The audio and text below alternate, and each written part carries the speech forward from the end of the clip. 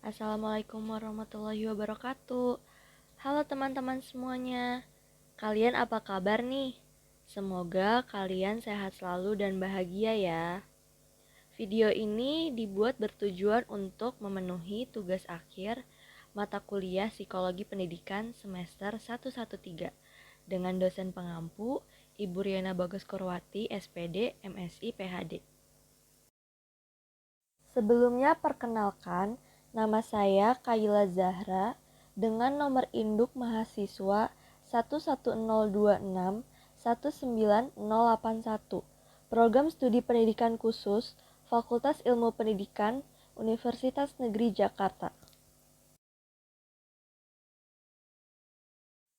Di dalam video ini, saya akan membahas tentang kompleks kognitif processing atau dapat disebut juga proses kognitif kompleks.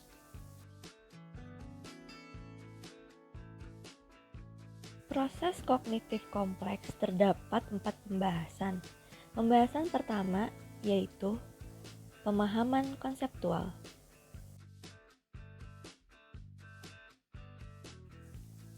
Konsep adalah kategori-kategori yang mengelompokkan objek, kejadian, dan karakteristik berdasarkan properti umum.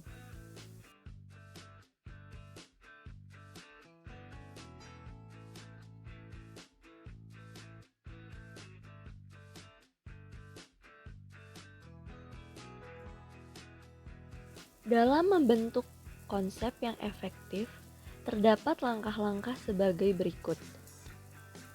1. Mempelajari ciri-ciri konsep. 2. Mendefinisikan konsep dan memberi contoh. 3.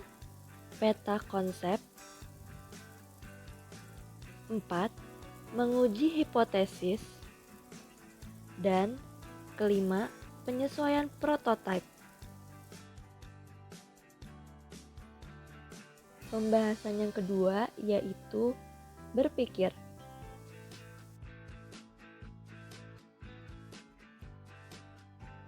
Berpikir adalah proses memanipulasi atau mengelola dan mentransformasi informasi dalam memori.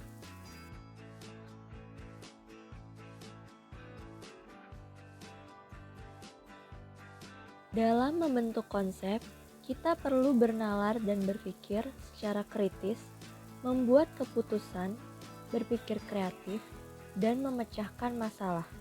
Akan dibahas sebagai berikut. Penalaran, pemikiran logis yang menggunakan logika induksi dan deduksi untuk menghasilkan kesimpulan. Nah, teman-teman, penalaran dibagi menjadi dua. Yang pertama, penalaran induktif, yaitu dari pemikiran spesifik ke umum. Kemudian, yang kedua, penalaran deduktif, yaitu dari pemikiran umum ke spesifik. Pemikiran kritis. Pemikiran kritis merupakan pemikiran reflektif dan produktif dan melibatkan evaluasi bukti. Pembuat keputusan. Pemikiran di mana individu mengevaluasi berbagai pilihan dan memutuskan pilihan dari sekian banyak pilihan tersebut. Dalam membuat keputusan, kesalahan yang biasa terjadi dipengaruhi oleh bias konfirmasi, kekerasan keyakinan, bias kepercayaan diri berlebihan, bias hindsight, ketersediaan heuristik, dan keterwakilan heuristik.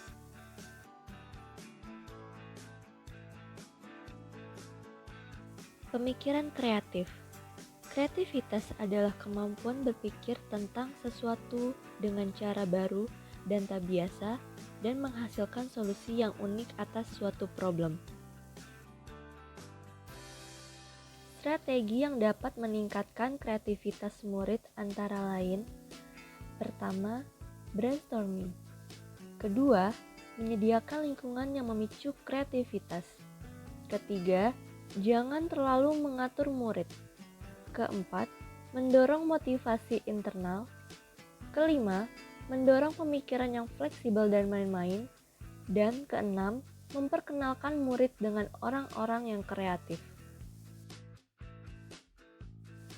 Pembahasan ketiga yaitu pemecahan masalah.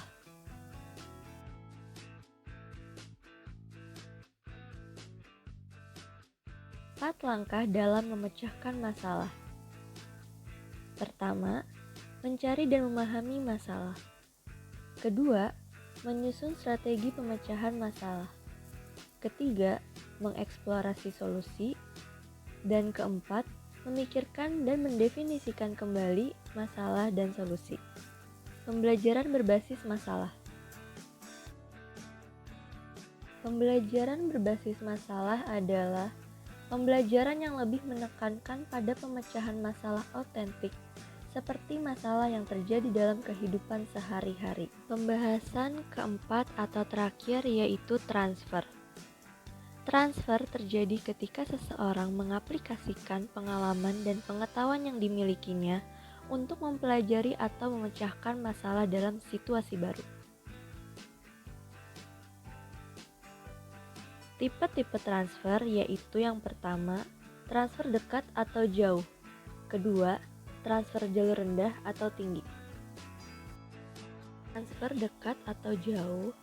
Transfer dekat merupakan transfer pembelajaran yang sama dengan situasi di mana pembelajaran sebelumnya terjadi. Kemudian, transfer jauh merupakan transfer pembelajaran ke situasi yang sangat berbeda dari situasi pembelajaran sebelumnya. Transfer jalur tinggi atau rendah. Transfer jalur rendah adalah transfer pembelajaran ke situasi lain yang terjadi secara otomatis dan sering secara tidak sadar. Sedangkan transfer jalur tinggi adalah transfer yang dilakukan dengan banyak usaha dan secara sadar. Menurut Salomon dan Perkins, transfer jalur tinggi dibagi menjadi dua, yaitu transfer menjangkau ke depan dan transfer menjangkau ke belakang. Transfer menjangkau ke depan merupakan transfer pembelajaran yang melibatkan pemikiran tentang cara mengaplikasikan apa yang dipelajari ke situasi baru di masa depan. Sedangkan transfer menjangkau ke belakang merupakan transfer pembelajaran di mana seseorang melihat ke situasi sebelumnya atau situasi lama untuk mencari informasi yang akan membantu mereka memecahkan problem dalam konteks baru.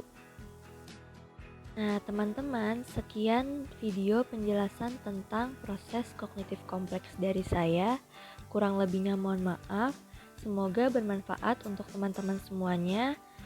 Terima kasih.